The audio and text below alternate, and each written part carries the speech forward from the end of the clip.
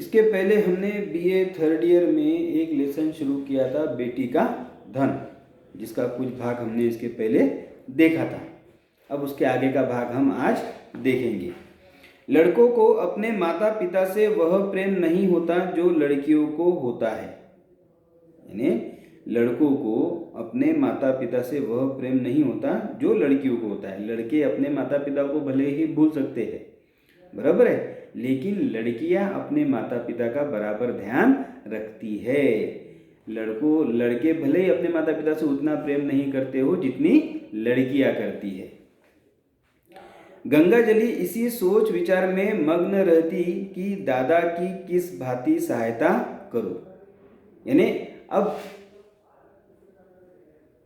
चौधरी के तीन लड़के थे, बराबर है, और उनका जो लगान था, लगान के लिए उनको नोटिस आ चुकी थी, बराबर है, लेकिन किसी भी लड़के को इसकी फिक्र नहीं थी। कोई इसके बारे में चिंता नहीं कर रहा था, सब अपने अपने इसमें मगन थे। लेकिन जो लड़की थी जिसका नाम है गंगाजली, ये बराबर ये सोच रही थी कि वो किस प्रकार से अपने पिता की सहायता कर सकती है, बराबर है, इसकी यानी किस प्रकार से मैं सहायता करूं, पिताजी की किस प्रकार से मैं मदद कर सकती हूं, जो परेशानी है उसको मैं किस प्रकार से दूर कर सकती हूं, इसके बारे में वो सोचा ही करती थी। यदि हम सब भाई बहन मिलकर जीतन सिंह के पास जाकर दया भिक्षा की प्रार्थना करें तो वे अवश्य मान जाएंगे, परंतु दादा को कब यह स्वीकार होगा। यानी वो एक ये उपाय सोचती है गंगाजली कि यदि हम सब भाई बहन यानी तीनों भाई और मैं, हम सब अगर जीतन सिंह के पास में जाकर अगर उनसे हम प्रार्थना करेंगे, दया मांगेंगे, दया की भिक्षा मांगेंगे तो वो ज़रूर मान जाएगा। लेकिन इसके लिए दादा कभी तैयार नहीं होंगे, पिताजी कभी भी तैयार नहीं होंगे। वह यदि एक दिन बड़े साहब के पास चले जाए तो सब कुछ बात की बात में बन जाए।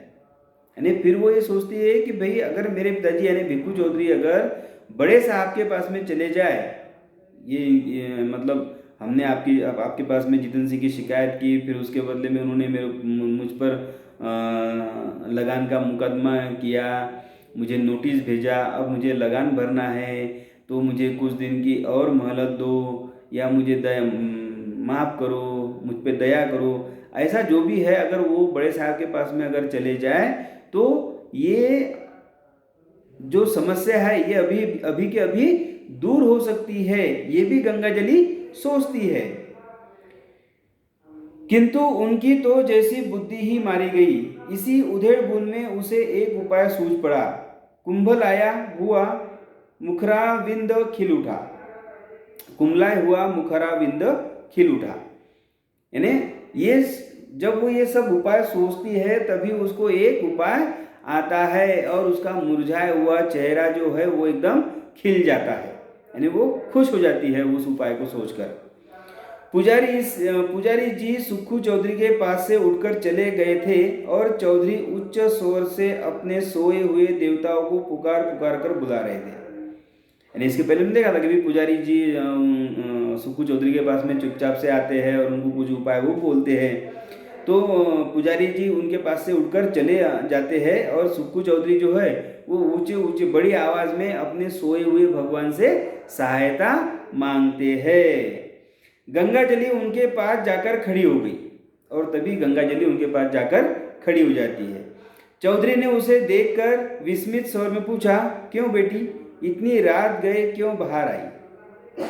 यानी उनको बड़ा आश्चर्य होता है कि भाई इतने रात गए वो मेरे कमरे में आकर खड़ी है मेरे पास में, तो उनको आश्चर्य होता है और वो आश्चर्य से उनको पूछते भी है कि क्यों बेटी, इतनी रात हो गई, तुम बाहर क्यों आई। गंगाजली ने कहा, बाहर रहना तो भाग्य में लिखा है, घर में कैसे रहूं। यानी गंगाजली जो है वो अपने पिताजी को जवाब देती है कि भाई बाहर रहना जब हमारे किस्मत में ही लिखा है तो घर में कैसे रहूं, मैं घर में कैसे रह सकती हूँ, ऐसा वो अपने पिताजी को बोलती है। सुक्खू ने जोर से हाक लगाई, कहाँ गए तुम कृष्णा मुरारी, मेरे दुख हरो। फिर सुक्खू चौधरी जोर से आवाज़ लगाता है और वो जोर से बोलता है। किसको बोलता है? अपने देवता को, कि भाई कहाँ गए तुम कृष्ण मुरारी, यानी कहाँ गए तुम कृष्ण भगवान, मेरे दुख हरो, मेरे दुख दूर करो। गंगाजली खड़ी थी, बैठ गई और धीरे से बोली। यानी पहले गंगाजली खड़ी थी, अब वो बैठ जाती है और धीरे से अपने पिताजी को बोलती है, भजन गाते तो आज 3 दिन हो गए। यानी भजन गाते गाते आपको 3 दिन पूरे हो गए हैं। घर बचाने का भी कुछ उपाय सोचा कि इसे यूं ही मिट्टी में मिला दोगे। यानी वो अपने पिताजी को बोलती है कि भाई भगवान को पुकारते पुकारते और भगवान का नाम स्मरण करते करते आपको 3 दिन हो गए, लेकिन भगवान यहाँ पर नहीं आए और घर को बचाने का कुछ उपाय सोचा भी है या घर को यूं ही मिट्टी में मिला देना है, ऐसा वो अपने पिताजी से बोलती है। हम लोगों को क्या पेड़ तले रखोगे? यानी हम लोगों को, यानी 3 भाई, उन 3 भाइयों की बीबियाँ और हमें क्या पेड़ के नीचे रखोगे? कुछ उपाय है आपके पास में? ऐसा वो बोलती है। चौधरी ने व्यथित स्वर में कहा, बेटी मुझे तो कोई उपाय नहीं सूझता, भगवान जो चाहेंगे होगा। वेग चलो गिरधार गोपाल, काहे विलंब करो। यानी चौधरी जो है वो दुखी स्वर में होकर अपनी पुत्री गंगाजली को बोलता है, बेटी मुझे तो कोई उपाय अभी तक नहीं सूझा है और फिर भगवान जो चाहेंगे वो होगा। फिर से वो भजन गाते हैं, वेग चलो गिरधर गोपाल, यानी जल्दी चलो गिरधर गोपाल, काहे विलंब करो, मतलब क्यों इतना देरी कर रहे हो, क्यों देर कर रहे हो। गंगाजली ने कहा, मैंने एक उपाय सोचा है, कहो तो कहूँ। यानी गंगाजली बोलती है कि मेरे पास में एक उपाय है, अगर तुम चाहो तो मैं तुम्हारे सामने बोलूं, तुमको बताऊं, ऐसा वो पूछती है। चौधरी उठकर बैठ गए और पूछा, कौन उपाय है बेटी? यानी चौधरी, अब उपाय है ऐसा गंगाजली ने बोला तो वो चौधरी जो है एकदम वो सोया हुआ था, वो उठकर बैठ जाता है और बेटी को पूछता है कि भाई कौन सा उपाय है, बोलो बोलो। गंगाजली ने कहा, मेरे गहने झगड़ू साहू के यहाँ गिरो रख दो। यानी आपने मेरे लिए जो गहने बनवाए हैं वह झगड़ू साहू के यहाँ पर गिरवी रख दो, मैंने जोड़ लिया है, देने भर के रुपए हो जाएंगे। यानी मैंने उसका हिसाब लगा लिया है, हमको लगान देने भर के इतने पैसे हमको मिल जाएंगे। चौधरी ने ठंडी सांस लेकर कहा, बेटी तुमको मुझसे ये बात कहते लाज नहीं आती? यानी चौधरी फिर अपने बेटी से कहता है कि बेटी तुमको ये बात मुझे बताते हुए क्या तुमको शर्म नहीं आती, तुमको लाज नहीं आती? यानी एक पिता अपने बेटी के शादी के लिए जो गहने बनाए हैं, जो गहने उन्होंने जोड़ जोड़ कर बनाए हैं, वो गहने अपने परेशानी के लिए वो गिरवी रख दे। यानी ये एक पिता के लिए बहुत बड़ी बात है। तो वो यही बोलता है कि भाई तुमको शर्म नहीं आती? वेद शास्त्र में मुझे तुम्हारे गांव के कुएं का पानी पीना भी मना है। यानी वेदों में ऐसा लिखा है कि भाई अपने लड़की के घर पर ही नहीं तो अपने लड़की के गांव में भी बाप जो है वो पानी नहीं पी सकता, पानी पीने की भी मनाही है। तुम्हारी टेवड़ी में भी पैर रखने का निषेध है।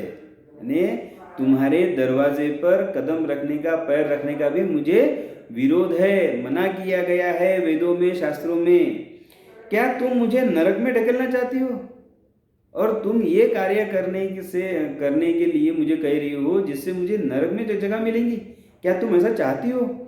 गंगाजली उत्तर के लिए पहले से ही तैयार थी। गंगाजली को यह पता था कि भाई मैं जो उपाय बताऊंगी उसके लिए पिताजी कभी मानेंगे नहीं, और गंगा जी इसके लिए पहले से तैयार थी। उन्होंने जो सवाल खड़ा किया था उसका जवाब गंगाजली के पास में पहले से ही तैयार रखा था। मैं अपने गहने तुम्हें दिए थोड़ी ही देती हूँ। तो गंगाजली बोलती है कि भाई मैं अपने गहने आपको दे नहीं रही हूँ, इस समय लेकर काम चलाओ, चैत में छुड़ा देना। यानी मैं आपको दे नहीं रही हूँ, इस समय लेकर काम चला लो और चैत्र महीने में मुझे वापस दे देना। ऐसा वो अपने पिताजी से बोलती है। चौधरी ने कड़क कर कहा, यह मुझसे न होगा। यानी चौधरी जो है वो फिर कड़क से बोलता है कि ये कार्य मुझसे नहीं होगा, मैं ये नहीं कर सकता। गंगाजली उत्तेजित होकर बोली, तुमसे ये न होगा तो मैं आप ही जाऊंगी, मुझसे घर की यह दुर्दशा नहीं देखी जाती। यानी गंगाजली फिर और भी उत्तेजित होकर वो पिताजी को बोलती कि भाई तुमसे नहीं होगा ना तो मैं खुद ही चली जाती हूँ, मैं खुद ही कर लेती हूँ। घर की ये जो हालत है, घर की ये जो दुर्दशा है, ये मुझसे देखी नहीं जाती, इसलिए ये कार्य मैं कर लेती हूँ। चौधरी ने झुंझलाकर कहा, बिरादरी में कौन मुंह दिखाऊंगा। यानी चौधरी जो है वो झुंझलाकर बोलता है कि भाई मैं अपनी बिरादरी में मुंह कैसे दिखा पाऊंगा अगर मैं ये कार्य करूंगा तो। अगर लोगों को पता चल गया कि भाई इसने लड़की के गहने गिरवी रखे हैं तो मैं बाहर मुंह दिखाने के काबिल नहीं रह जाऊंगा। ऐसा वो झुंझलाकर गंगाजली से बोलता है। गंगाजली ने चिढ़कर कहा, बिरादरी में कौन ढिंढोरा पीटने जाता है। यानी वो बोलती है फिर कि भाई बिरादरी में कौन ढोल पीटने जाएगा, मतलब कौन बताएगा। क्या हम खुद बताने वाले हैं, क्या आप बताने वाले हैं कि भाई मैंने अपने लड़की के गहने जो है वो गिरवी रखकर ये पैसे न दिए हैं, उधार लिए हैं, क्या आप बताने वाले हो। मैं भी बताने वाली नहीं हूं, तो फिर बताएगा कौन, बिरादरी को मालूम कैसे पड़ेगा। चौधरी ने फैसला सुनाया, जग हसाई के लिए मैं अपना धर्म न बिगाड़ूंगा। यानी चौधरी जो है वो अपना अंतिम निर्णय सुनाते हुए बोलता है कि भाई जग हसाई के लिए, यानी दुनिया मुझ पर हंसेंगी, समाज के लोग मुझ पर हंसेंगे, तो ऐसा हंसने वाला काम और धर्म बिगाड़ने वाला काम मैं नहीं करूंगा। गंगाजली बिगड़कर बोली, मेरी बात नहीं मानोगे तो तुम्हारे ऊपर मेरी हत्या पड़ेगी। अब गंगाजली भी अपना निर्णय सुनाते हुए बोलती है कि अगर आपने मेरी बात नहीं मानी तो आपके ऊपर मेरी हत्या का पाप पड़ेगा। मैं आज ही इस बेतवा नदी में कूद पड़ूंगी। अगर आपने मेरी बात नहीं मानी तो मैं आज ही इस बेतवा नदी में कूदकर अपनी आत्महत्या कर लूंगी, मैं अपनी जान दे दूंगी। ऐसा वो भी अपना अंतिम निर्णय सुनाती है। तुमसे चाहे घर में आग लगते देखा जाए पर मुझसे तो न देखा जाएगा। यानी गंगाजली फिर अपने पिताजी को बोलती है कि भाई भले ही तुम अपने घर में आग लगते हुए देखो, पर मैं नहीं देख सकती कि अपने ही घर में हम आग लगा दे, ये मैं नहीं देख सकती। चौधरी ने ठंडी सांस लेकर कातर स्वर में कहा, बेटी मेरा धर्म नाश मत करो, यदि ऐसा ही है तो अपने किसी भावच के गहने मांग कर लाओ।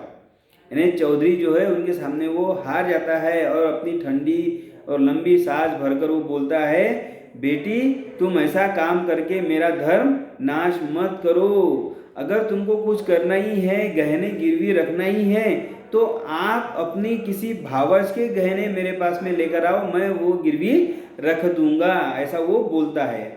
गंगाजली ने गंभीर स्वर में कहा, भावच से कौन अपना मुंह नोचवाने जाएगा। यानी फिर गंगाजली बोलती है कि भाई भाभी से कौन मुंह लड़ाने जाएगा। अगर वो सही बोलती है गंगाजली। गंगाजली अगर किसी भाभी के पास में वो गहने मांगने अगर गई तो वो तो झगड़ा कर लेंगी, इनसे मुसीबत मोल ले लेंगी, बराबर है। तो घर में और तनाव हो सकता है। उनको फिक्र होती तो क्या मुंह में दही जमा था, कहती नहीं। अगर उनको फिक्र होती तो वो पहले ही नहीं कहती कि बाबूजी हमारे पास के गहने ले लो और ये गिरवी रख दो और वो पैसे उधार लेकर जितन सिंह को दे दो। ऐसा वो पहले ही नहीं कहती, लेकिन किसी ने कहा नहीं, सबके मुंह में दही जमा है, सबका मुंह बंद हो गया है। चौधरी निरुत्तर हो गए। गंगाजली घर में जाकर गहनों की पिटारी लाई और एक एक करके सब गहने चौधरी के अंगोछे में बांध दिए। यानी गंगाजली के इस बात पर चौधरी जो है वो निरुत्तर हो जाता है, वो कोई उत्तर नहीं दे पाता। और गंगाजली फिर घर के भीतर जाती है और अपनी गहनों की कोठरी लेकर आकर एक एक गहने कर कर वो भिखू चौधरी के ऊंचे में बांध देती है। चौधरी ने आंखों में आंसू भरकर कहा, हाय राम, इस शरीर की क्या गति लिखी है। यानी चौधरी को इस कार्य करते करते उसको उनके आंखों में पानी आता है, आंसू आ जाते हैं और बोलता है, हाय राम, इस शरीर की क्या गति लिखी है, ये क्या क्या लिखा है मेरे किस्मत में, इस शरीर को क्या क्या करना है। और भी ये कहकर उठे, बहुत संभालने पर भी आंखों में आंसू न छिपे। यानी इतना बोलकर वो उठते हैं और बहुत कोशिश करते हैं कि भाई आंखों में ही आंसू को छुपा लूँ, लेकिन वो इस कोशिश में हार जाते हैं, वो अपनी आंसुओं को छुपा नहीं पाते। ठीक है, इसका अगला पार्ट हम बाद में देख लेंगे फिर।